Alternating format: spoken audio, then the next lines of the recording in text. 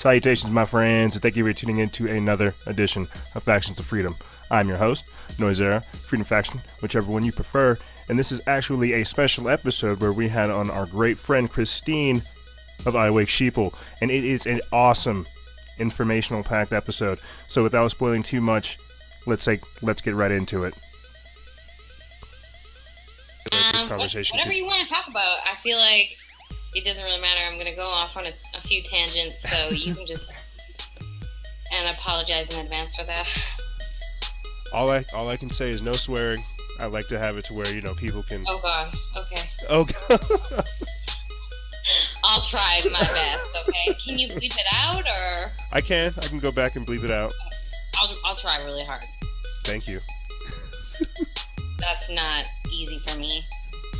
I know, it's definitely... I'm learning I it's... have a body, for sure, but... Well, good. That means you're more honest. I guess I just hold back a little bit. Honest. That's part of the problem. All right. Hey, I like it. I like it. All right then. So I guess we'll just kind of pick up from here. Just go for it. Okay. Salutations, my friends, and thank you for tuning in to another edition of Factions of Freedom.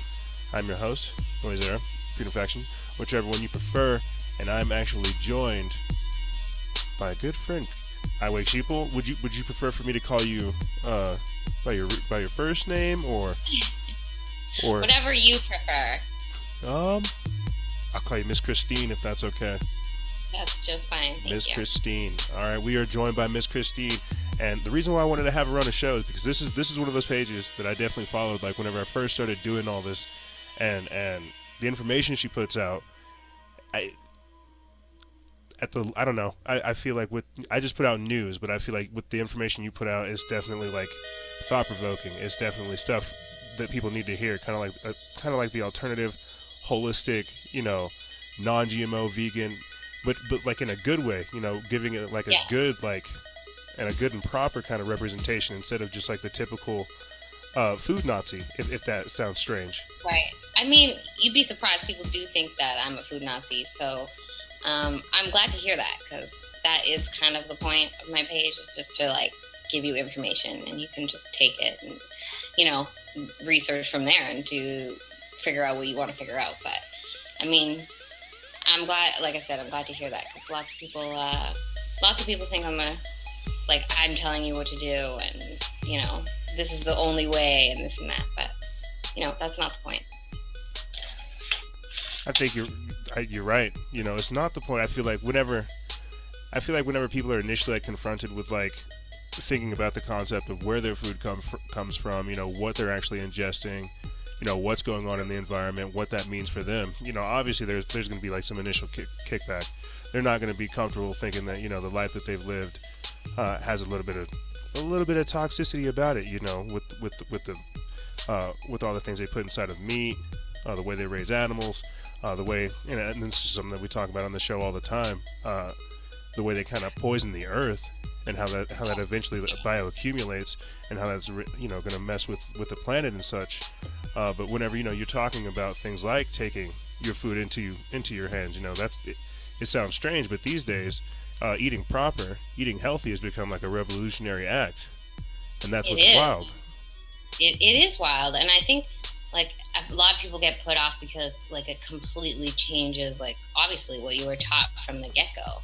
And I think for me, I'm always amazed that food is the last thing for a lot of people. And I can't say that it wasn't the last thing for myself, because it probably was, I learned a lot about, how the world works, and tons of other conspiracy theories before I even thought, hey, I need to do something about what I'm eating. But when people are so aware of everything, you could talk about chemtrails and vaccines and this and that, and then you say, well, look at the meat you're eating, they're mad at you, and I'm like, how can you not go to the final step? I mean, it's your body, it's your temple, it's the only one you have while you're here. So I think it's just it hurts a lot of people, because that's the last straw that they have, right?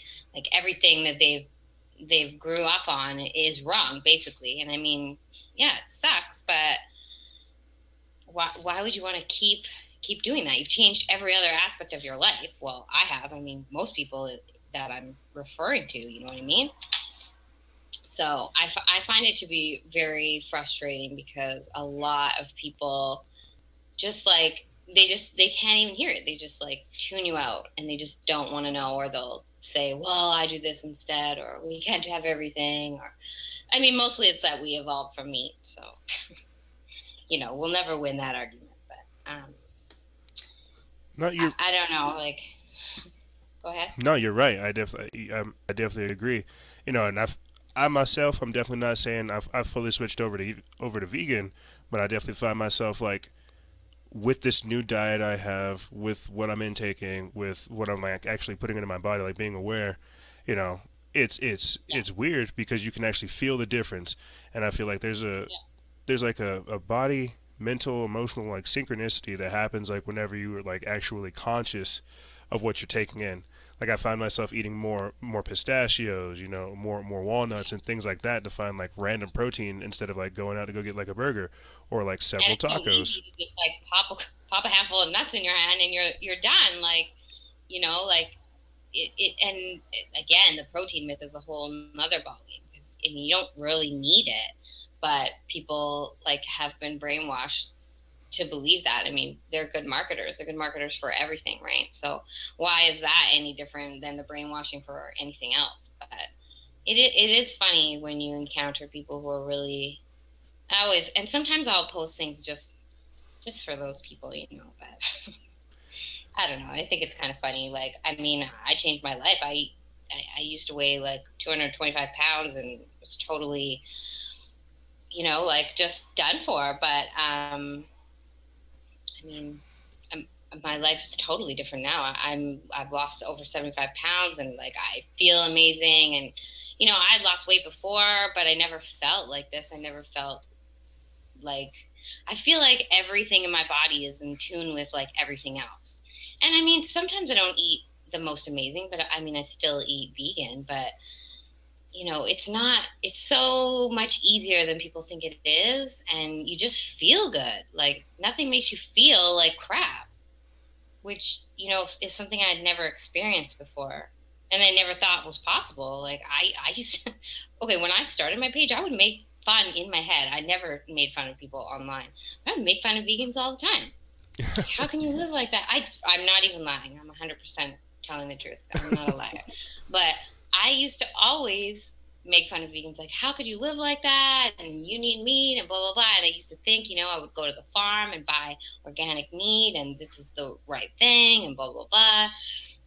I mean, lucky for me, one of my good friends just said, hey, read this book and you should give it a shot. Because I just was kind of like in like nothing's working for me. And I haven't looked back and I thank her for it every day of my life, but it's crazy. Like, actually, she just gave me a book. I probably can't say the name on your show, but I will, I'll tell you about it later, but it's actually like geared towards men.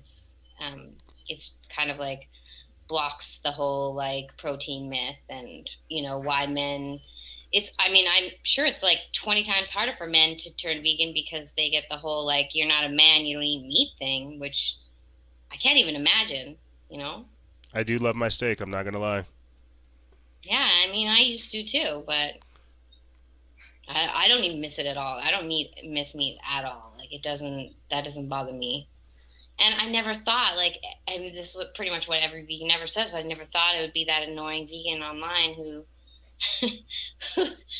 attacking meat eaters, but here I am. I originally did it for health, which is, if you talk to crazy vegans online, they'll say, oh, you're not a vegan, you did it for your health, but it doesn't really matter how you got there. The point is that you got there, right? Right. And now, I mean, obviously, like, I know what I know. I can't say that I don't do it for like the animals. Like, it's absolutely unnecessary suffering. What they like, I don't even know why anyone would want to eat that. Like, why would you want to eat something that's been like tortured its whole life, pumped with vaccines and antibiotics and all that, and that's what you want to eat? Like, if you're talking about nutrition, how is that nutritious? Like, how is that nutritious at all? And my favorite one is like, oh, I'm not going to eat soy. Soy's going to give you boobs and this and that. And, I'm going to have man boobs and all this stuff. Well, Could you could you explain majority of, the soy thing? I wasn't. I've always heard people talk about how you're not supposed to ingest soy, but I'm not entirely sure what that's about. Could you explain it for me? well, I mean, the verdict's still out. There's, fermented soy and non-fermented soy. And I mean, look at Asian countries. They've been ingesting soy their whole being, and they're obviously not. They don't have issues with that. So I think it's the types of soy, and obviously, if you're going to have not like, I wouldn't eat GMO soy. I would definitely have organic, non-GMO soy. I mean, I personally don't eat a lot of soy purposely, and I try to have a well balanced diet of everything. I think Hmm. if you're just going to be a junk food vegan, sure, you're going to save the animals, but what are you doing for you? If you're doing for the animals, then do whatever you want. But if you're doing it for you, you should have a balanced diet, like obviously, just like anything else. Lots of fruit and vegetables, and then all those other things kind of like as additives. Well, that was going to be one of my next questions. Is what are your thoughts with soy versus almond milk? And if you, because I know you have your other page, Christine's Green Cuisines. I was going to see if you could like explain some of that as well, because I'm like I said, it's a slow transition, and I definitely look at the food thinking, oh well, some of this looks pretty good, but does it taste good? Like it Right. looks But great. of course. Well, I mean, like everything else, your tastes are going to change. So, like things that I eat now, I would have like pushed off my plate before. So, um, your taste definitely change. It's not going to change right away. It's going to take time, and I mean, it takes 28 days to make a habit out of anything. So, like anything else, it's going to take 28 days. And if you did it and challenge yourself to do it for even 28 days, I say a month, but everything will change. And start with foods that you do like. I mean, everybody likes at least a couple fruits and a couple vegetables. Start there. Did cheese taste the same? No, it didn't. I had to go off cheese and things like mayonnaise for a long time because it tasted weird to me. But now, after going back, and haven't had it for a long time, I'm like, oh my God, this is delicious. So it's just one of those things. Like I don't personally drink soy milk. We don't drink almond milk either, but we do have coconut milk in the house. Coconut I milk. never liked milk as a drink. I personally think it's disgusting.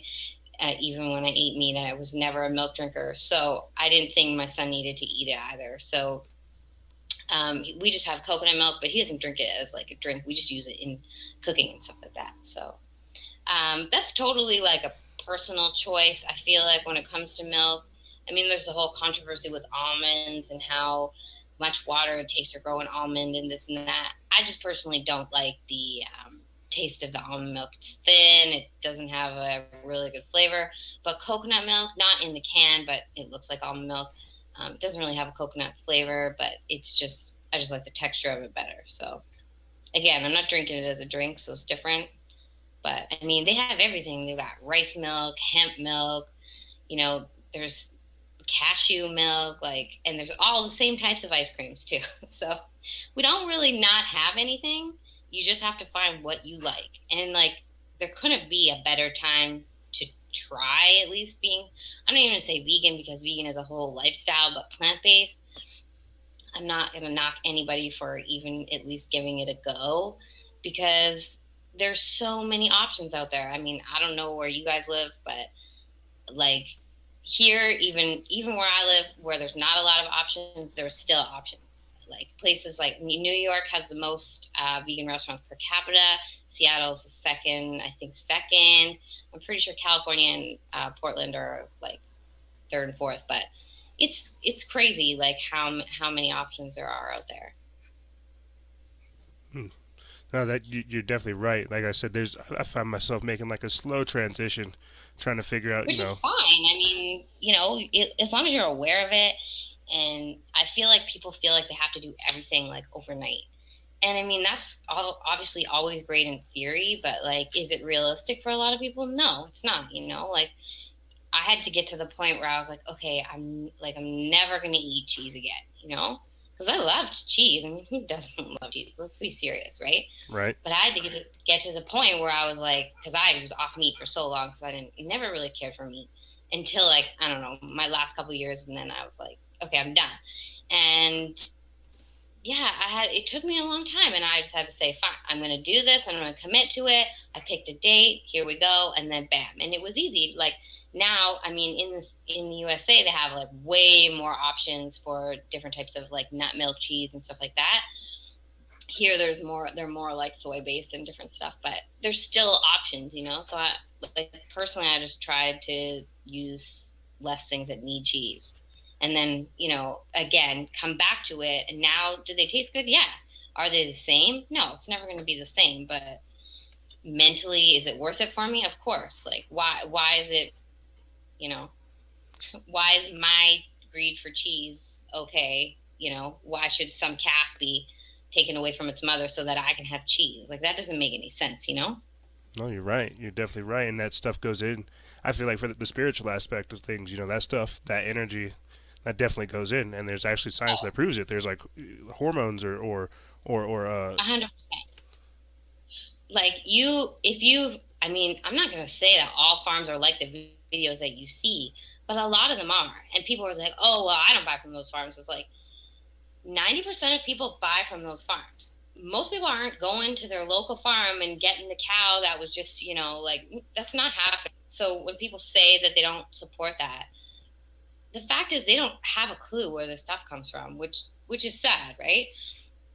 But like it's really sad, the whole process. Like people think milk and dairy is, oh, that's fine, and like being vegetarian, for sure, being vegetarian is great, but like you're missing a whole aspect. And as a mother, like to see how like literally they give birth to the cow and then the calf, and then it's gone, and the cow is screaming, like they're taking it away, and the cow is screaming. You can hear the cries of the mother cow. Like I'm sorry, as a mother, like that's it for me. I'm not. Why would I get that? Like because I'm a superior human? Like nothing makes you superior. That doesn't make you superior. Thinking you're superior doesn't make you superior. Like being superior would be not needing to live off of another animal's, food for their baby. To me, anyways, I don't know. no, you're right. You're definitely right. And that's what I think. I think if anything, that's a perspective I would like to kind of get your thoughts on. The thoughts of like all this junk food, all this like synthetic processed food. And do you find yourself having to go on kind of like mini diets, or at least to like adjust like what your intake is for your child, due to like all the other things that he has access to, and being like aware of what's being processed, what's in sodas, what's in drinks, what's in everything. Do you find yourself being like more conscious of the intake for him as well? Oh yeah, I mean, I'm pretty crazy when it comes to what he gets to ingest. I mean, he's not a vegan. Don't get me wrong. His father tries to get him to eat meat every weekend. Thankfully, he does not. My son actually did it for me. So he was 2 years old, and I still ate meat at this point, and I made him like a plate of chicken and some vegetables. And I said, honey, like eat this chicken. And he looked at me and he was like, Mommy, chicken? Of course, because you teach your children to love animals and you teach them their sounds and all of this. Here's a picture and this is what it looks like.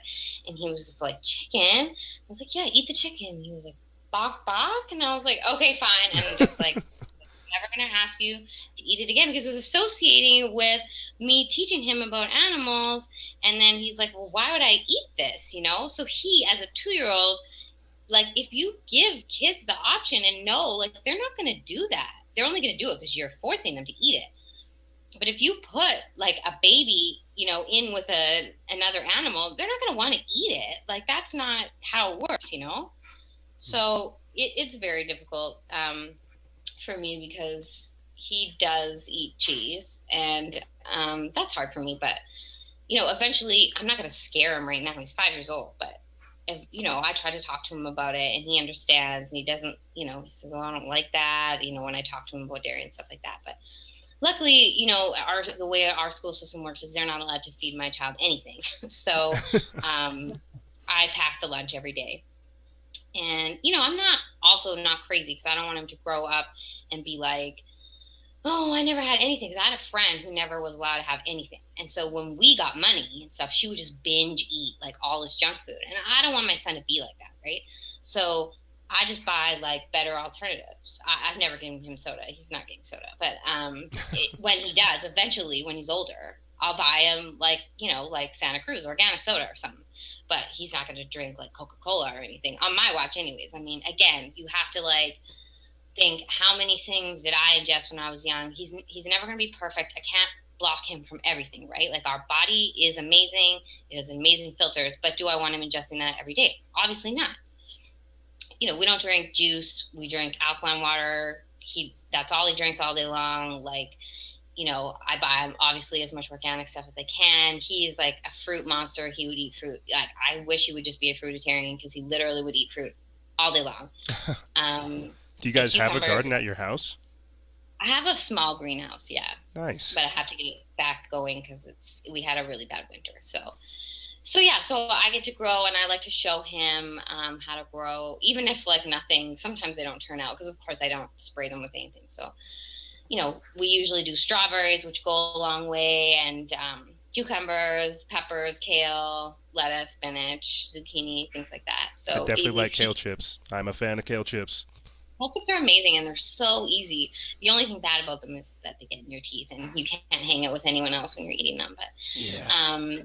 It's kind of funny, but yeah, so it's like obviously great for him to see like how kids don't even know where stuff comes from. They just know you go to the store and get it. And like it's so hard for me because I hear parents talking about like, oh, he's got to have McDonald's this many times a week and blah blah blah, and I just like, oh, my head, my child's never been to McDonald's. I mean, his father's probably taken him, but thank God he doesn't eat meat because obviously meat is not meat there. It's definitely not. That makes it better, but he doesn't even like he won't even eat, like I have fake like chicken, stuff like that. He doesn't even want to eat that. Like he just doesn't, he just loves fruit and vegetables. And he does love cheese, but I try to do it in moderation. But I feel like I have to ask, did you ever try to eat tofu, or what are your thoughts on tofu?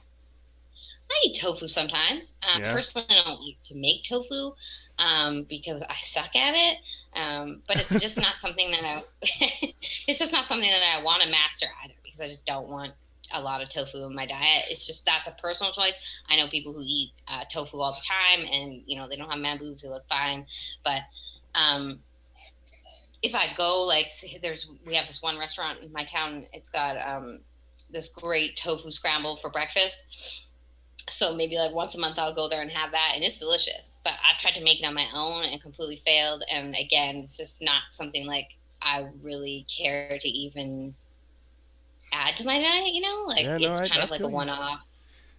I guess. That's again totally a personal choice. Like, Yeah, I guess I'm just throwing out, because I've definitely, like I said, been trying to think of different ways to go about changing the diet, which types of things I want to start adding to my routine, and I guess I'm just kind of asking you your perspective, what your thoughts are on what's kind of good, what the benefits are, what the pros and cons are. But I mean, I feel like it's really dependent on you and what you need. I feel like everybody's body everybody needs different things, right?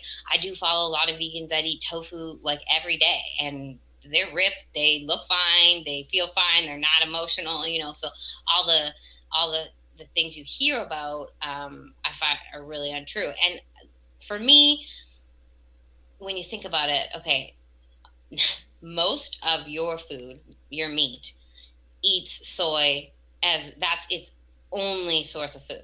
So your food is eating soy, and then you eat the meat. So when people complain to me that, oh, soy is bad, blah blah blah, I'm like, you got a middleman. Like if you wanted to eat just soy, go straight to the source. Like why are you going through this middleman that's tortured, filled with all this crap? All that food is eating is soy. So for people who knock soy, I feel like there is good and bad soy, but I can tell you the good soy isn't being fed to these animals. The GMO soy is being fed to these animals, and all of those crops, I can't even remember what the stats are. It's something crazy, but like the amount of like space that's used to grow all the soy that's fed only to animals could be used to feed the entire world with other grains and stuff. That's how much soy is being fed to these animals. wow. To be fed to you. It's crazy. You know, like everything's backwards. But of course, you know how it works. Like the people in power aren't going to be like, oh, we're going to switch that now. That's why the dairy industry is, you know, given money. That's why the beef industry is given money. They're all given money by the government. They're all freaking welfare recipients, and they always will be. Because can you imagine, like, oh, all of a sudden, if the dairy industry is like gone, like that's not going to work because these people are all, you know, like the elites, they know where to put their money, right? Like they've put it all in these spots. It's the same with oil and stuff like that. It's like, you know, they're not going to let those things fail, even if we want them to. But I feel like if enough people did, they would have to switch it to something else. And as you can see, I don't know if you're paying attention to that, but all of the smaller organic plant-based companies are being bought out by, you know, all the bigger companies, which Yeah, is really sad. I saw But what's happening with it's not Sprouts. I think Whole Foods. Didn't Whole Foods take like a hit in the economy just the other week? I don't know. I didn't hear anything about Whole Foods. To be perfectly honest, I haven't been keeping up with a lot of news in the last couple of weeks, so I'm not really up and up on that. But like all these small little companies that I know, especially are in the USA, like people will send me, oh, look who this got bought out by, blah, blah, blah. Like it's hard because obviously these companies want to keep making money if their other stuff is going to go downhill. But at the same time, are they going to uphold the same values? Of course not, right? Right. So, like, when it comes to that kind of stuff, like, I will always try to support the companies that I know, you know, like, are the smaller companies that still run for themselves. But it's hard because before we know it, they will all be bought up. It's kind of like everything. Like, I think it'd be really hard to have a small organic company of any kind now because as soon as it gets popular, bam, like, it's gone, you know? Yep. Yep. It gets bought out, or people try to come in and co-opt it, or try to change things. It's crazy. And Yeah, that's there's a chef by Chloe in New York, and she started up her own chain of restaurants, and she opened like a few more, and they're like the most amazing little restaurants, I tell you. And then all of a sudden, I just heard like last week, 2 weeks ago, bam, she's out of her own business. wow. They She's gone. And I don't even really know what it was. It's something that somebody wanted to serve meat or something weird, and all of a sudden she's gone out of her own business that she started from the ground up. Like it's crazy. So you know, it's really hard these days, I find, because Do, money's gonna, you know, obviously people are gonna, and if you don't let them buy you out, they'll destroy you. So what choice do you really have? You know? do you ever find yourself going to more farmers markets or like local groweries to try to find like Oh yeah, organic? I live in a town that is all farms, so I live outside of the city and I live in a farm town. So even though I don't buy meat, I'll go to this farm and they sell meat, but they also sell lots of organic vegetables. And then there's another market. Like I don't really go to big grocery stores. Once in a while, I'll go to Whole Foods to find things that like I can't find anywhere else, but mostly vegan stuff. But yeah, I don't really shop at the big stores. I mostly only shop at farmers markets. And there's lots around here, which is really nice. I think like a lot of people try to switch, but they try to say like the first thing that comes up into people's mind whenever they try to switch is the cost. Like, oh, this is going to cost so much money just to switch over real quick, and it's like, well, if you think about it, that's an investment in your life and in your longevity. But they're the same people with like a Coach bag or like the latest iPhone, and you're like, okay, well, you obviously don't have a problem with money. Like, I know she's never listened to this, so I'm going to say it, but my sister-in-law, I remember my mom buys these organic blueberries. So there's a farm because where I live, it's all blueberry farms. So a couple of them are no spray. So my mom every summer will buy like a bunch, like, I don't know, 300 pounds or something, and we'll bag them and put them in the freezer. And she tried to get like my brother's wife to, buy in with us. And she was like, "Oh no! Like, look at I can buy these ones for this much more." And my mom was like, "Well, yeah, but like, the kids and they're organic and blah blah blah." And she's like, "Oh, it doesn't matter." Of course, she's a nurse, right? You know how this works. So, Oh wow. but the same person who's got a Coach bag and goes on 2 vacations every year and has everything brand new, but you're not even going to buy organic fruit for your kids, like, because it's too expensive. So, of course, there are people out there that really can't afford it, and they're not buying all this stuff. But majority of people who say they can't afford organic fruit and vegetables are the people who have money for Jordans and they have money for this and that. You know, like it's just they don't want to, or they don't understand, or they don't want to understand, which is really sad because it's not, you know. And then older people, they don't understand. Well, like, well, it's organic, it's fancy, but I'm like, no, it's what you're used. It's what you're used to, but you didn't realize that there was like a 20 years where they just like totally changed over, you know, because of course that was when like you didn't have all the information. But now that we have all the information, like it's insane that people could be so ignorant, you know. So what do you think about them not labeling certain products, like whenever they have like certain GMO like chemicals in them? And I was gonna see if I could try to get your thoughts on. I don't know if you caught this. I'm pretty sure you did. I remember seeing it on your page about how with the Bayer and the Monsanto merger as well. I was gonna see what you thought about that. Well, I mean, that's just like a complete write-off. I don't even know. I have to do a lot more digging into that because that just made me really upset. But Immediately. I mean,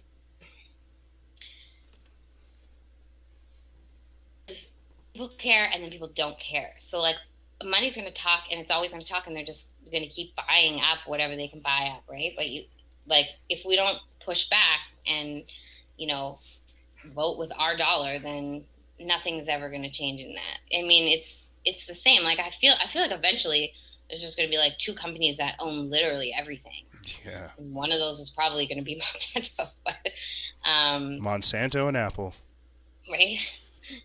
But I mean, here I don't know. Like here, it doesn't work like that. Like we're not even like GMOs have to be labeled, and I mean, in my province where I live, GMOs were banned until last year when the guy who invented the Arctic apple, he started growing them in, it's like, I don't know, 4 hours from where I live, but we're not even like, there's no GMOs grown in our province at all. And then this guy comes and grows the Arctic apple and everyone hates him because they're like, all these farmers are like pure awesome farmers. And he comes in and is like, I'm going to make all this money because I'm going to sell this Arctic apple. It's not even for sale in Canada. It's only sold to you guys. Like, can you believe that? I can. Unfortunately, I can. That's the sad truth. Because no, we're not going to buy it. None of us are going to buy it. But yeah, I mean, it's pretty crazy because, like, we're so the opposite of that here that. And even in one of the towns near where I live, GMOs are like banned. You can't grow them there. So it was pretty sad to see that that's what he was doing for money. But I don't even know. I don't even know honestly how well that did. It just got released like 2 months ago, I think, a month ago, and only in some spots. But I'm hoping it doesn't do very well. But what if I could? I was gonna. There's just a lot of different.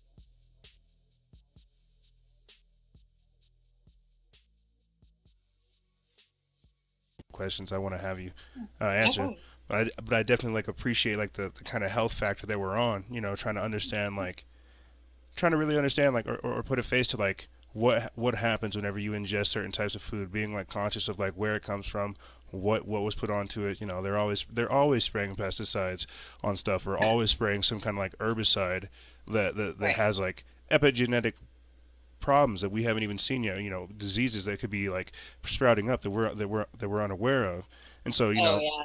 hearing you talk about these types of things, it definitely it might sound strange, but it sounds like when we put this kind of lens or this kind of scope on talking about these types of things, we're basically exploiting how the earth is like a very alive and sentient being.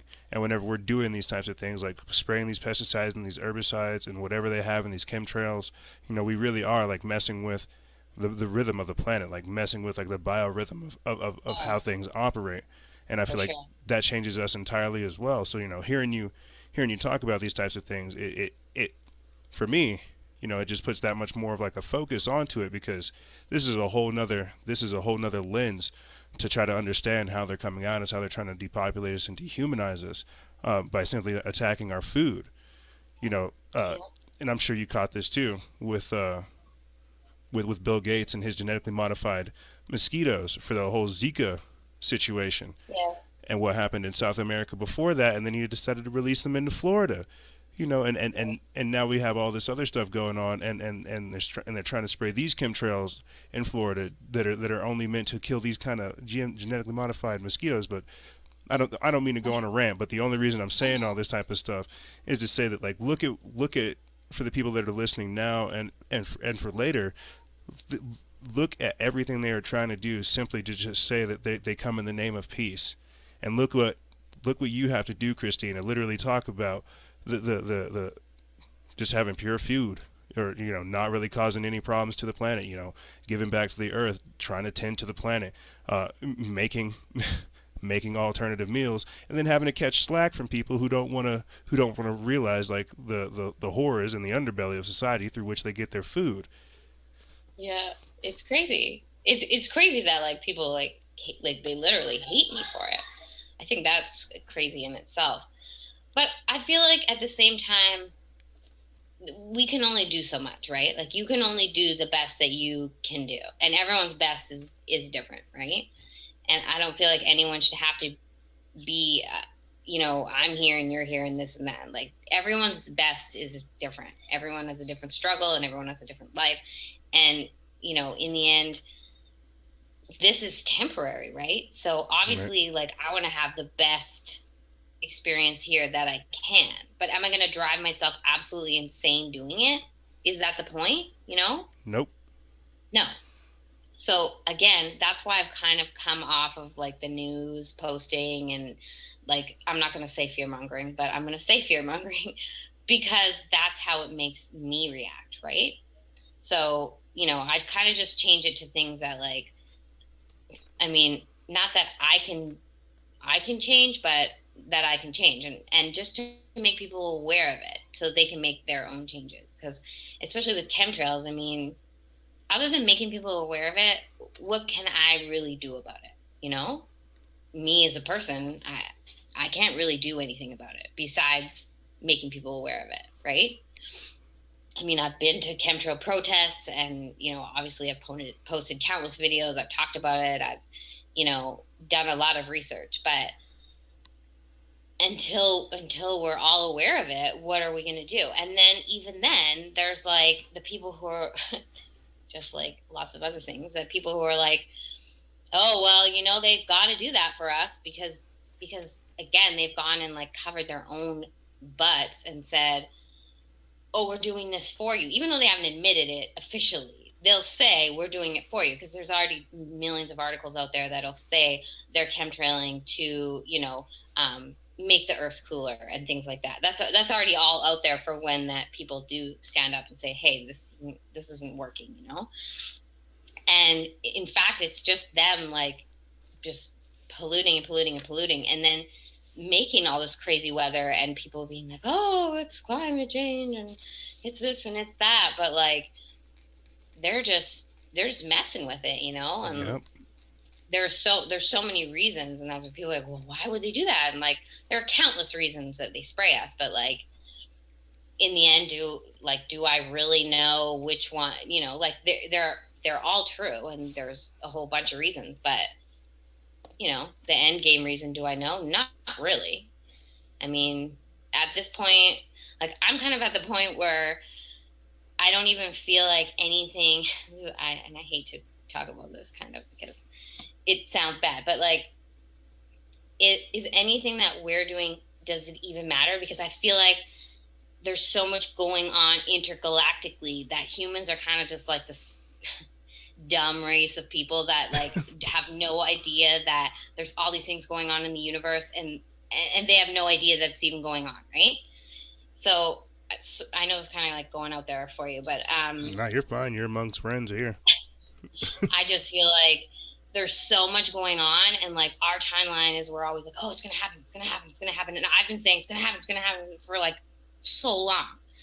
But is my timeline the same as like the intergalactic timeline, and or is it like, you know, a month in their time and they're just waiting, waiting, waiting, waiting, right? I mean, if you think about it, whether you believe in all that kind of stuff or not, humans don't like we don't know what's going on out there, right? And so it's super easy for me to say like this is all just kind of like happening while other things are happening in the universe that we have no control over, you know? So I know that was kind of weird and doesn't really make any sense, but No, it does. It definitely does. And I feel like, I haven't really figured it all out yet, but I've been watching a lot of weird things. So I'm just kind of like stuck on I'm just trying to like do the best for me, be happy because I believe that like we're here to love. And I feel like that kind of like just brings being a vegan, like whether you love animals, like want to hug them and squeeze them or not, which I don't really, I'm not killing them, right? I'm not superior to anything, whether it's a fly or a cow or, you know, anything else. But I believe that we're all connected, and like our purpose here is to be connected. And the reason that we're not out there on an intergalactic level is because our consciousness is so pushed down because obviously they poisoned us. Why? Again, I don't know, but you know, I feel like that's just like we're not connected to who maybe we used to be. I feel like we used to be, obviously, but we're not at that level anymore. Obviously, we're brainwashed. All we care about is TV and celebrities, and this not us personally, but you know, majority of people. So we're not. People aren't even feel like, what do you mean consciousness? How are we all connected? Like they think that you're like a crazy person, when you know, in actuality, if we all could get there and come together, I feel like there is something else going on, and they're kind of like they're either waiting for us or they're suppressing us for a reason. I don't unbeknownst to me, obviously.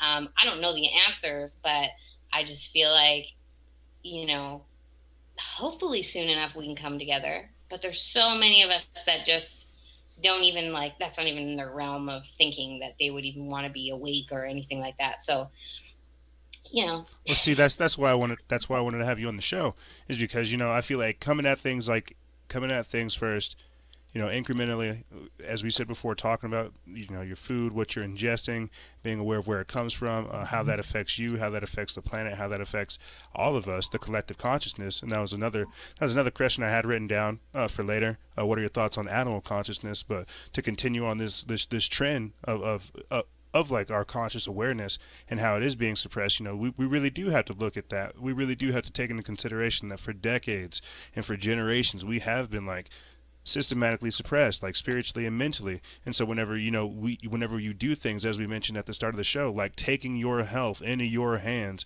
and taking back those few dollars that would go towards Walmart, or that would go towards these bigger companies, you know, you're investing that in yourself, you're investing that in your longevity.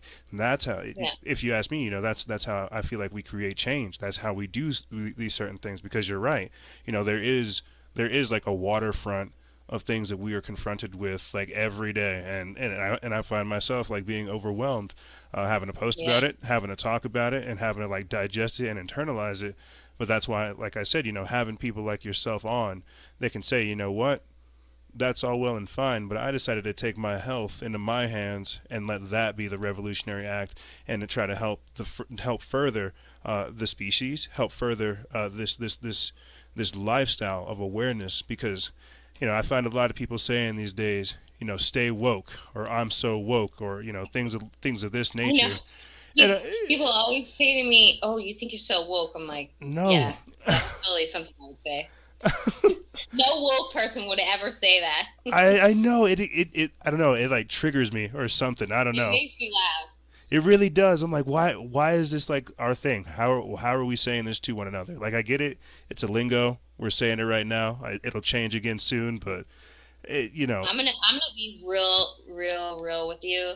I met a lot of people that I talked to online in person, and or found out a lot of things. And there's maybe, I don't know, I talked to a lot of people online, and there's maybe a handful that I could say are actually real people, not real as in human, but like actually who they claim to be.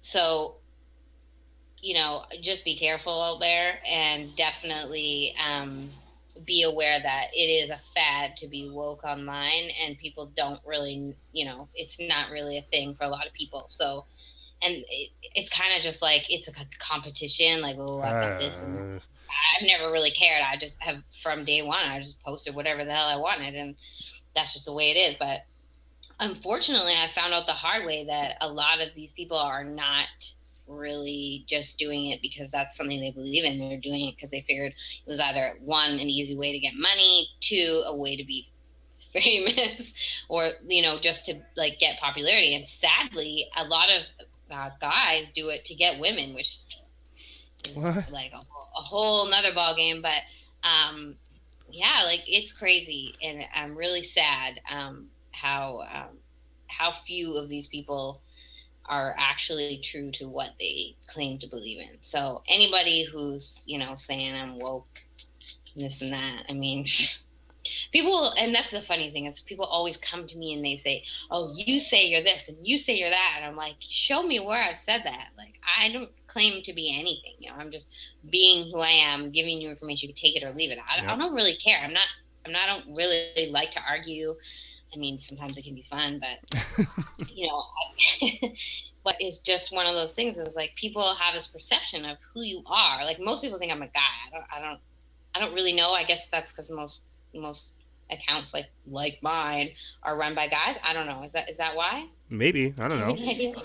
I don't know, but everyone like thinks I'm a guy. Oh, you're a girl. What the hell? Like, oh. No, I'm like, what does it matter for one?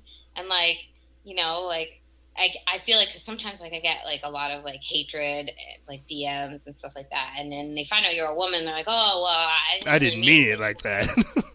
Well, how did you not mean it? I Like, mean, you said it I the first mean, time, so you meant it that what? time. I'm still a human. Like, why would it matter?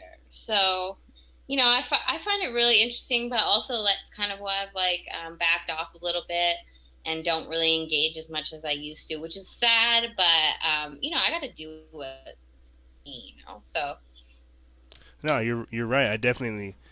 That's one of the. I guess that's like one of the. That's one of the things I've definitely like had like. I guess like the not a hold up on, but just like the biggest. The thing that kind of sticks with me like is the interaction with the people that are listening, the people that are paying attention, and versus the people who are there just to troll. right. I see a lot of people that that come in, try to argue, but don't necessarily have facts. They're really just there to like cause division, Oh yeah. hatred, spread all kinds of nonsense and ignorance. And then you look back at the conversation. It's like, why are these people here? They're not really putting forward any facts to dissuade what we're talking about. They're just, if anything, just saying f this lifestyle, f the information, and not putting anything forward about it. And so I feel, I definitely agree with you. It's not worth the time. It's definitely it is definitely not worth the time sitting there dealing with all the trolls. But I think Yeah.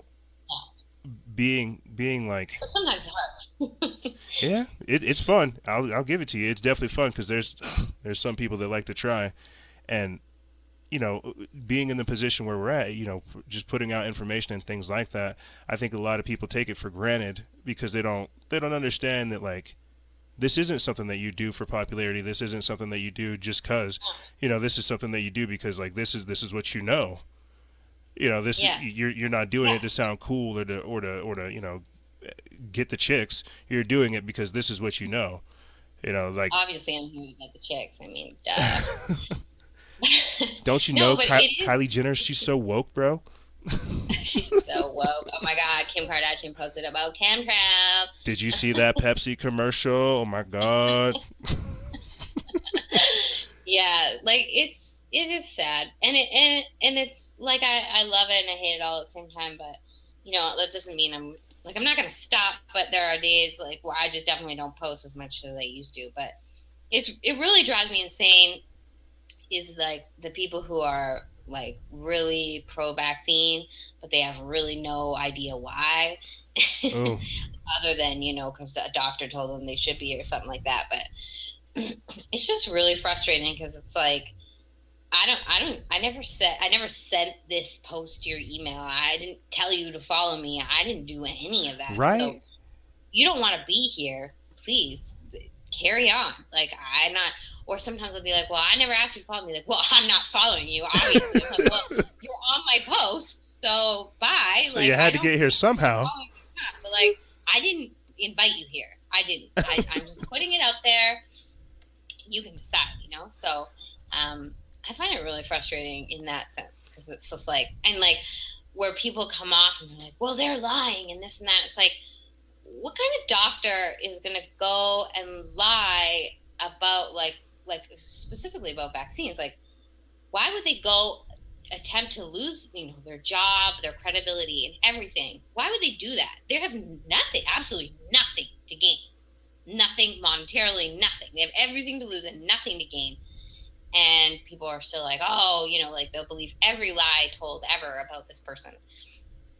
And I just don't think I'll ever understand that. Nope, I don't think so either. That's probably why we're the ones putting out the information instead of critiquing the people who are putting out information.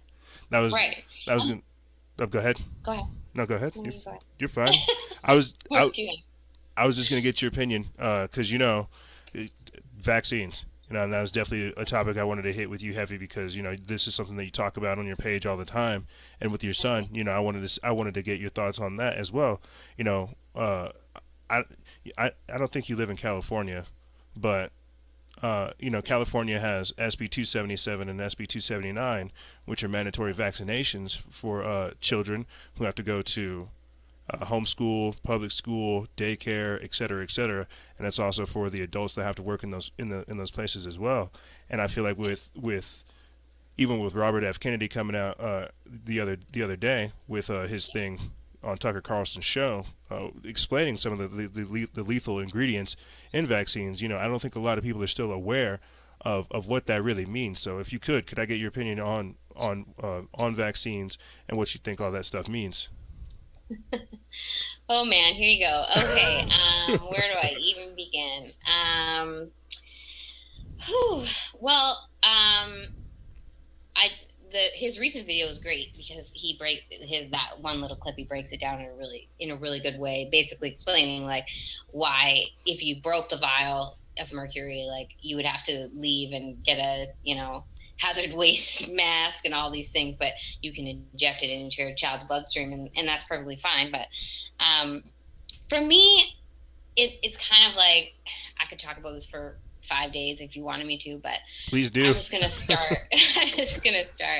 So if you think about it, my favorite part about the whole California thing is that this was all started from measles hysteria, right? Which to me, like if you were going to pick a disease for me to be afraid of, it certainly would not be measles. Measles is a childhood rash, like every single one of our parents had the measles. I mean, I don't know how old you are, but I live in Canada, so anyone born before 1950, no, the vaccine came out in 1955, I think. 52, 55, somewhere around there, had the measles because there was, maybe it was 1960, because my mom had the measles and she was 52, and so every single person had the measles, right? Right. And literally, it was just like, did you have the chicken pox when you grew up? Yep. Yeah, so it was like our version of the chicken, their version of the chicken pox. You have a fever, you have a rash, you stay home for 2 weeks, and that's it. You're done, right? Right.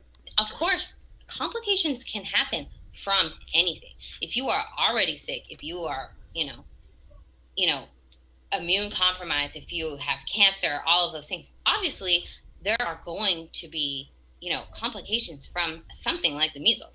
But then you can also have complications from a cold. You can have complications from the flu. You can have complications from all of these things that you can't stop people from bringing anywhere.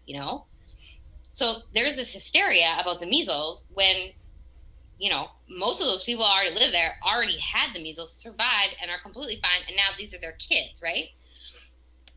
So they're scared of the measles, which, again, if you're going to scare me, try meningitis or something, Like, I don't understand why the measles is scary.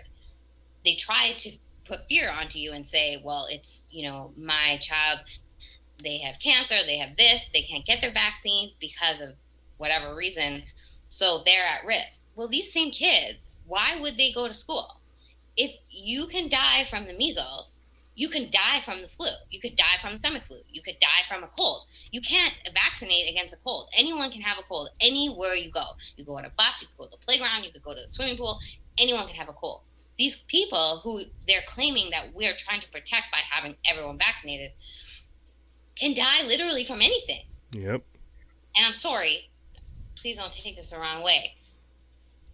There's something that we are lacking, and we used to have it, but now we're trying to save everyone. And I'm not saying that your uncle who has cancer shouldn't live. I'm not saying that. But there's like a balance of nature, and we are off balance, right? Yep. So we used to be in balance with nature, and the right amount of people, and I'm not saying overpopulation or anything like that. That's a whole other episode. But we're out of balance with nature. So things happen, tragedies happen, people die, and that is how nature works. That's the circle of life. Do I want it to be my kid? Of course not. But should I then screw up I tried really hard there. You did well. Should I then go ahead and mess up all of nature's biology because I don't like that my child died of a disease? Is that really where we're going to go with it? Because obviously, again, I don't want my child to die for any reason. But to go ahead and say that my kid who already has cancer, whatever, something, is more important than, messing up the biology of the rest of humans, because, that's basically what we're doing here. How insane is that? Very.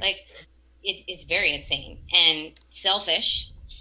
Obviously, again, no one wants their child to die. But when you think about how it works, your child, the chances of your child dying from the measles are why would you drive a car? The chances of your child dying in a car accident are 1,000 times higher than that. Yep.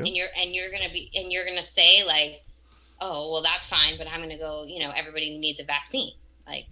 I think it's absolutely insane. I think whenever it comes to vaccines, looking at them, man, for me, it's more or less I always catch whenever I post stuff about, aluminum, or how there's thimerosal, or how there's, crazy ingredients in the actual vaccines, and how, there's that causality of them occasionally causing autism. The blowback that we get, I feel like the blowback that I get from posting those kinds of articles, people, that's just something they don't want to recognize it. But then whenever you look at all the things that are in a single vaccine, the DTaP vaccines, the MMR vaccines, the measles vaccine, there's so many different things that they put in there. It's how can you not? And they talk about this too, with the vaccine schedule. People back in the 80s, they would get 3 or 4 shots and then they would be perfectly fine. And then versus the children today, where they get 16 shots by the time they're 4, it's what you're chemically you're not only chemically castrating that child, but you're chemically intoxicating whoever's going to be on the receiving end of that needle.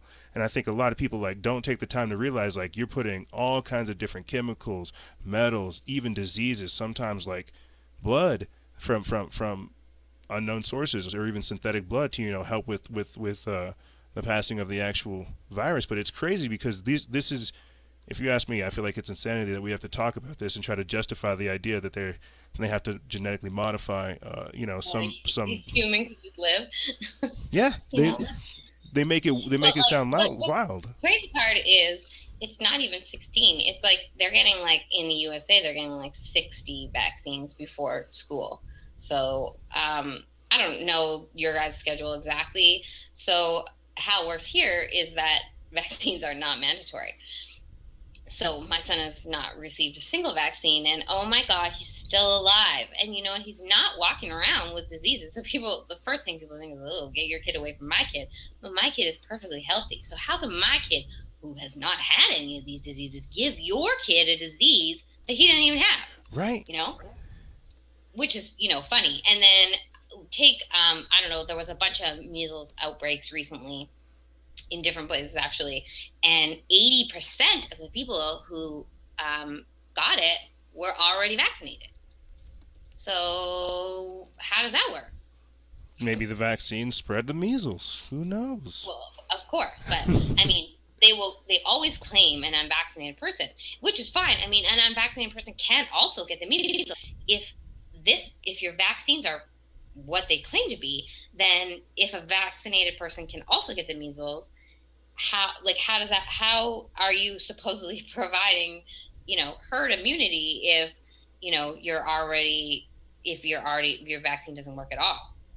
I mean, here's the thing. So, like, my grandma, I think she had 3 vaccines. So she was born in, like, 1925. Maybe she even had 1. She had measles. She had everything. She lived through, people had polio and all that kind of stuff. Again, polio is another topic. It's not even what we think polio is. That's another story. I had 6 vaccines, I think. I was born in 81.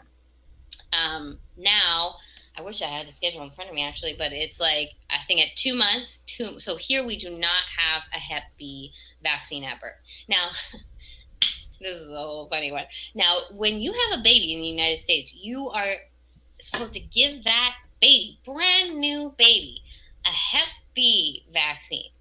Now, unless the mother has hepatitis, which you are obviously tested for before, and your baby's growing inside you, so explain how that works. This baby is not getting a tattoo. This baby is not going to do intravenous drugs. Why on earth would they need a Hep B vaccine? Right. Why, of all things, Hep B? I would like the actual explanation because I don't know it. But we don't even have that in Canada. It's not even a thing. So the fact that we don't even have that at birth and you guys do is, totally mind-blowing, because why any brand new baby would need it is beyond me. And then at 2 months, they get, like, I don't know, a couple shots, 4 months, 6 months, 1 year, 18 months. I think by the time they're in school, I think in the U.S., it's like they've had 60, like, doses. Not 60 different shots, but 60 doses of vaccines. Now, I never even thought about it until my ex, he had a niece, and he told me all about how he pushed for her not to be vaccinated. And I was like, what do you mean? Because I never even thought about it. I wasn't having kids at this point, so I didn't even think twice about it. And he started explaining to me, and I was like, that's insane. Like, I couldn't believe it. So I started, doing research and just listening. And I think the worst part about it is that moms, parents, but mostly moms are the ones that fight for this, is they have these stories, and, like, people will just, like, absolutely push them to the wayside. Like you're not a scientist. What do you know about what happened to your baby? Like, they will take a perfect child. My child was totally normal, perfect, healthy, talking, babbling, whatever it is. They go in for the shots. Literally that night, that day, same, totally different kid. Mm-hmm. Now, I don't care if you're a scientist or, like, a freaking landscaper. Like, that's not normal. Not normal, and it doesn't happen like that. And yes, there are kids that have autism that haven't been vaccinated. That doesn't mean that vaccines don't cause autism. sure, there are lots of things that cause autism, including glyphosate, which is in vaccines. But you can only listen to so many moms' heartbreaks before you think, okay, like there's no way that I can do this to my child, you know? Mm-hmm. And not only that, but like to me, it's like there are lots of things that are scary. Meningitis does scare me, but there's also so many forms of meningitis that you can't be vaccinated for. But again, I'm back to like, balance of nature. My son, he has an immune system for a reason, like you're supposed to get sick and you're supposed to be able to fight it off. But it's not like the premise behind vaccines isn't like, doesn't kind of make sense. But obviously when you add like 5 million adjuvants in there, Yep. like obviously it's gonna, like, that doesn't work, for one. I don't know which one.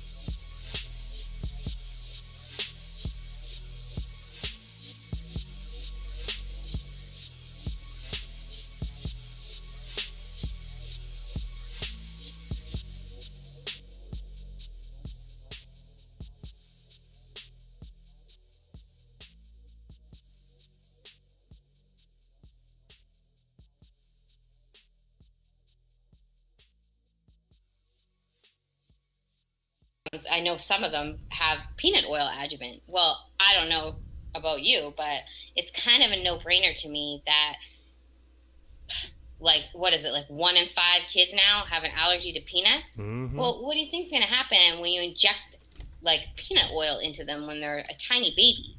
Babies aren't even supposed to have nuts, you can't process any of that, and now they're all allergic to nuts, and people are like, oh, I wonder why all these kids are allergic to nuts now. Like, well, why do you think?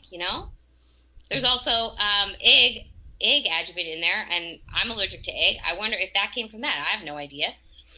I'm not saying that allergies aren't caused in other ways, but like the peanut one for sure, like that's a no-brainer to me. And I know people whose kids were, they found out they were allergic to nuts, and I talked to them about it because this mom was kind of like already open about vaccines and stuff, and she you know, she was pretty receptive about it. But you know, most people, you can't even discuss that. But I mean, those alone, and then you put the thimerosal, and like there's so many old vaccines that just have like different like live viruses, and the chickenpox vaccine is a live virus. It can shed.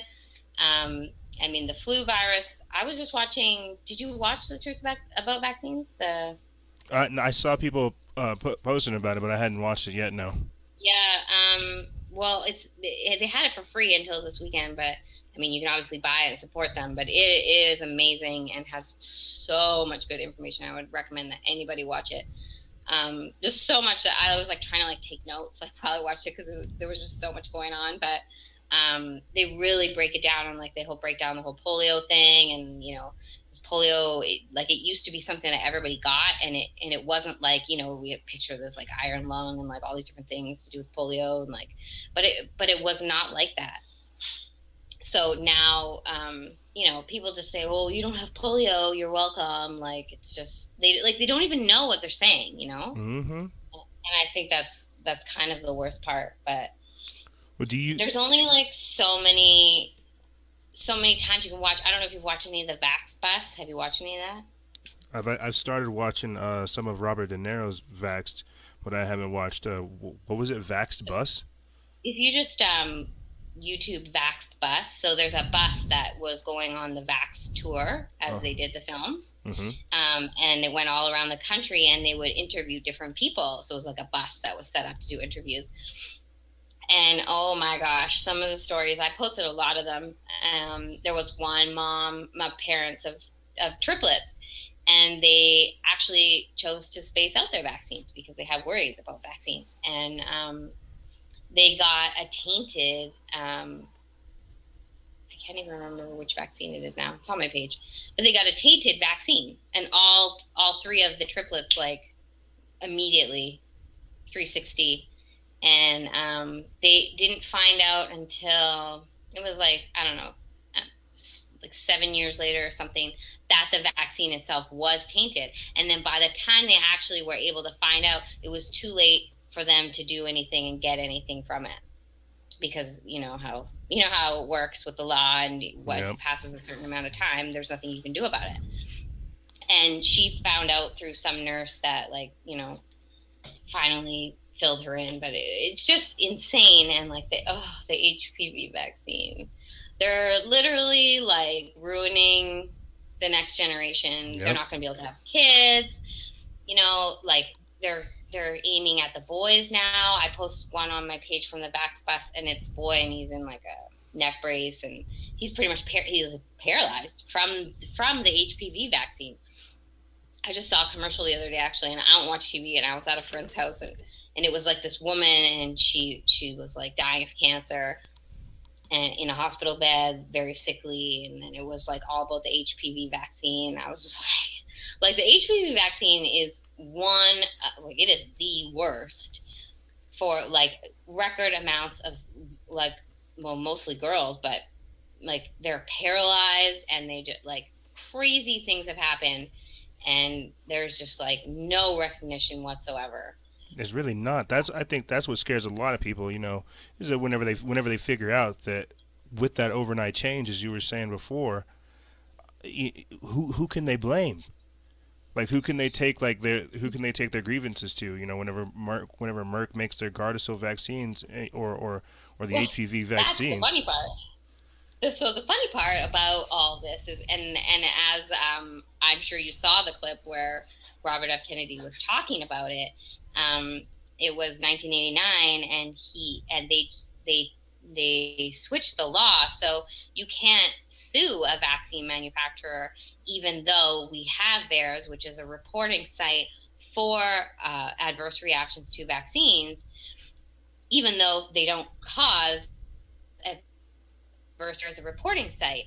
And there's also vaccine court. So there is a court in the United States, and basically you can go and try to, you know, get some money, but it's taxpayers' money. So that's the funny part is as of 1989, they switched it so the manufacturers of the vaccine can never be held responsible.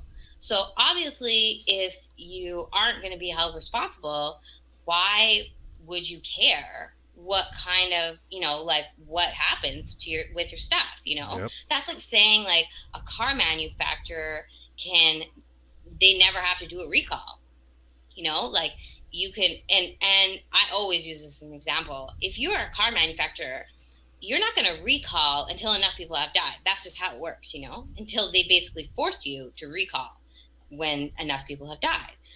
But they don't even have to do that. They don't have to take any responsibility. They're not legally responsible at all. If you go to vaccine court and you win, that's taxpayers' money. Every single one of you guys is paying for reactions to vaccines that you claim don't even exist, Wow. Like, how messed up is that? That's crazy. But you didn't know that? No, I didn't. No, so that's one of the clips that Robert F. Kennedy was his recent stuff. He was saying that in 1989 they changed the law and they don't hold them responsible. So obviously it's like anything else. You know how it works. Any company, they're going to cut corners. They're going to put all these fillers. They're going to put whatever they want. I mean, aside from the fact that we know they're trying to poison us and dumb us down and all these things, just the plain fact of making them cheaper, they can put whatever they want in them. So because obviously they're not responsible, so they don't care that someone's going to react and have now there's a worldwide freaking peanut allergy epidemic. They don't care that any of those things happen because they don't have to care. Like, can you imagine being a company that is not held responsible for anything that they do, and they're supposed to be taking everyone's, like, they're supposed to be helping people. Like, the amount of money that they make from vaccines is absolutely insane. Like, it is absolutely insane. And so, as he was saying, as of that point, when they weren't held responsible anymore, they also decided to bang out all these new vaccines. Because obviously, who needs a trial if they're not held responsible? Secondly, well, if we're not held responsible, we can make as many as we want, and we'll just say they need to be part of the schedule, right? Mm-hmm. Like, I'm up to date. I probably had 6 vaccines, but my child isn't up to date. He would probably need like 40. But how, you know what I mean? Like, how is one, okay, we're supposed to be getting healthier. We're not getting healthier. How can we need all these vaccines? Why do I need a vaccine for the chicken pox? Why? Because my mom can't stay home for 2 weeks because she would lose her job, It's more about, to me, it's more about the fact that, like, people don't even want to spend time doing things that they don't have the money. They don't have the time to spend time. They don't have the time to be home with their kids. Like, their kids got to be in daycare. They, like, it's everything is kind of connected at that point. But it's absolutely insane that you could say they're not held responsible and, they're basically just going to make all of, whatever they want. I mean, when was it? There was that news thing that I posted like 3 or 4 times because it always makes me laugh. Well, it's not funny, but it was a Bayer one, and they had a vaccine, and they knowingly injected people with AIDS, like knowingly, and they didn't do anything for them. And this was like, I don't know, I think it's from the 80s, maybe early 90s. Like, and they've been doing these types of things. Of course, but like it, was actually on the news, and they actually admitted it. They're still a company. If you were any other company, you would no longer be in existence, right? Yeah, well, that's Bayer. Like, Bayer's been working with the Nazis since. Of course. That's the funny part. Yeah. But obviously, this was after the allowance of them to do whatever it was they wanted without being like, what other company could you say? I mean, other than Monsanto, of course, but any other business would never. Everyone is held accountable, Mm-hmm. So why would you not do whatever you wanted?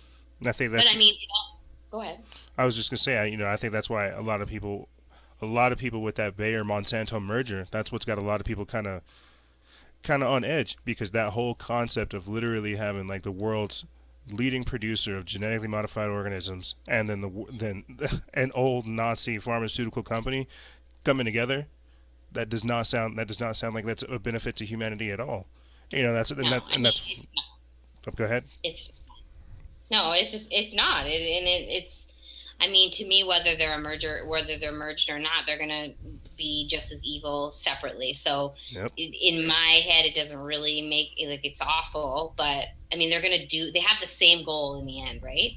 So, I don't know, Well, but that's why I wanted to. That's why we talked about what we did at the start of the show. You know, to give people an understanding as to why, you know, with just the simple thing of taking your health into consideration, you know, that is these days considered a revolutionary act simply because of things like Bayer and Monsanto, simply because of these vaccine schedules, because of everything that we've talked about. You know, they don't they put these things out there to make it seem as if it is like healthy and beneficial for you. You know, right. they have a whole plan, they have a whole vaccine schedule. But as you said, your child has not been vaccinated, and he's perfectly fine. There's probably hundreds of children who have the same backstory, but because they fear monger, they do these types of things. They make us feel like we're sick or diseased. You know, they come through with their CDC certified vaccine schedules, saying this is what you need to do. This is how you're going to take care of your kid. And you know, when you look at all this type of stuff as a whole, this is it's evil. It's evil if you ask me. That's the only way that I can like break it down and boil it down. 100%. Well, I mean, I don't know what books you've read, but for me, it kind of like comes like if you've read Brave New World, it kind of Oh like yeah. comes into accumulation with that because specifically the HPV vaccine, people aren't going to be able to have their own kids. I mean, it's already like pretty prevalent that people aren't able to conceive on their own. They're, you know, mainly to do with health. Obviously, it happens from time to time. But again, people aren't being like, oh, well, I can't conceive. I'll just go adopt a child because there's already children living. But they're like, no, I need to have my own child. Okay, I get it, whatever. If you need to have your own child and you can't, then they're going to go spend money and they're going to try other ways to have children. Well, soon, especially in the next generation after this vaccine, it's going to be like 90% of girls cannot produce children. Yep. Like, and I'm not even exaggerating. I wish I was. No, that's the unfortunate truth. They're not going to be able to. So they're going to have to seek alternate methods, and they're going to have to pay. They can't afford it, you know, all of these things. But again, it's going to be like, I mean, I read all of the crazy test tube baby things and three parents and Yep, all the this three stuff. parent Like, babies.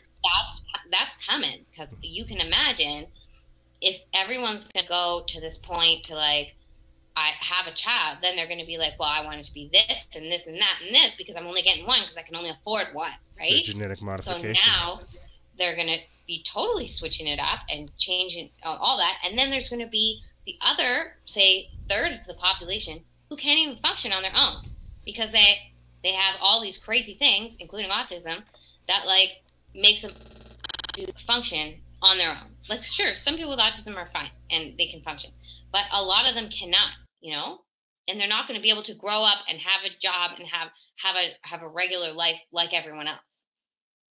So this book always gives me chills because it there's like the dumbed down population and then the population of people who are going to be like just producing GMO babies because they're the only ones that can. And then there's a population that can't survive on their own. You know, like it's going to be really messed up. I definitely agree. You're right, and unfortunately, that's something that we talk about all the time. You know how they're consistently trying to dehumanize us. How, like we said before, with the vaccines connection to autism, you know how they're trying to systematically dumb us down. You know, there's hundreds of books out there that talk about this. You know, with 1984, with Brave New World, even the deliberate dumbing down of America. And there's all kinds of hints in media and entertainment as well that show you indeed that they are trying to do these types of things. I mean, we could spend an entire episode talking about the adverse effects of fluoride, you know, and that's in our water. That is literally in our water, and they don't want to admit it, you know. And so when you're talking about how the next generation will not have kids, well, that's what we're talking. That's what we're saying whenever we're discussing epigenetic diseases, these mutations, you know, these diseases that don't take form immediately, but they will show their face in our Oh yeah. kids. And I think that's something that people really need to take into consideration when looking at their health, when looking at their biochemistry, how all this stuff bioaccumulates, what that means for yourself. And that's why I wanted to lead in the show with talking about just simple things as that, with your vegan cuisine, with just switching up your diet, with being aware of what you put into your body. Yeah, for sure. I mean, you can change your DNA. You can. And you can also change it without knowing, for the worse, right? Like, you can change it for the better and you can change it for the worse. But, which one of us, what are we doing more, Unfortunately, I think it's the wrong one, but. No, you're right.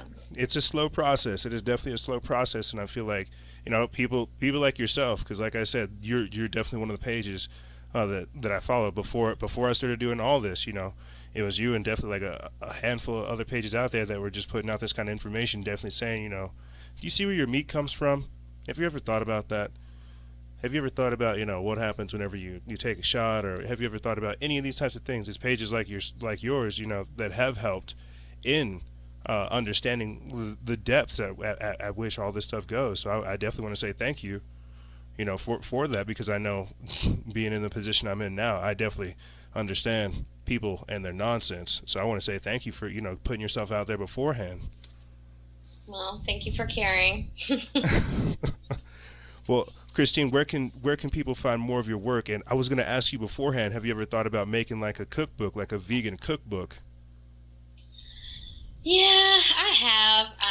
I had this kind of like cooking show that's going on, but I just don't have a lot of time, so I find it really frustrating. I hate editing so much, like more than anything on the face of the earth. So I really need to just suck it up, because I do enjoy doing the cooking shows, and I try to make it fun and like realistic, and I have people on that are meat eaters and show them that like you too can enjoy vegan food. So that's kind of like my focus right now.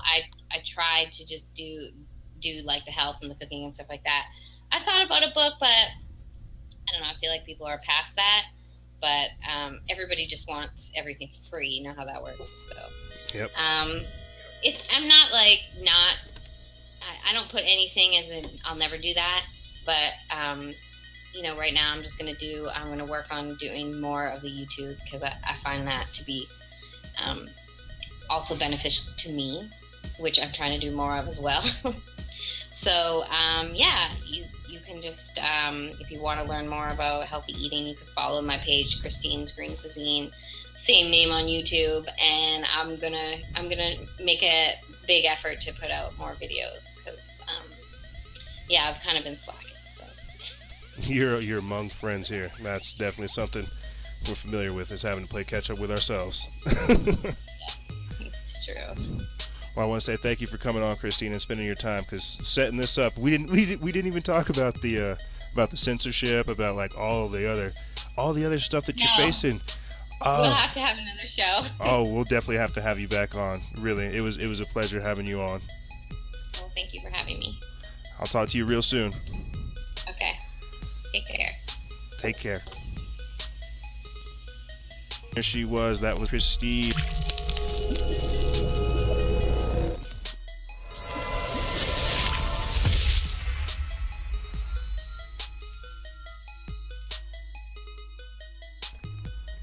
And that was it. That was Waking Up with I Wake Sheeple, Christine of Christine's Green Cuisine. Make sure you guys go check it out.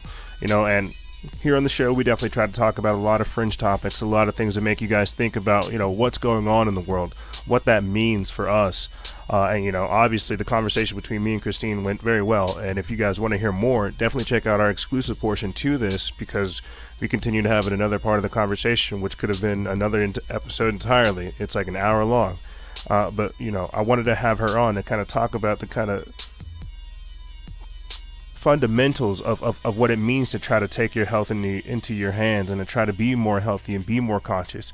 As she said, she's been doing this for quite some time, and now she doesn't even really miss going back. So there's a lot of things that we have to look at when it comes to just this topic alone. But I hope you guys really enjoyed the conversation that me and Christine had, and if you would like to hear more, definitely check out our exclusive portion of this.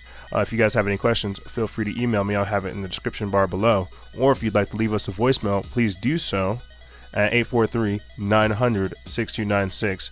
And as always, guys, stay vigilant, expose lies, and share truth.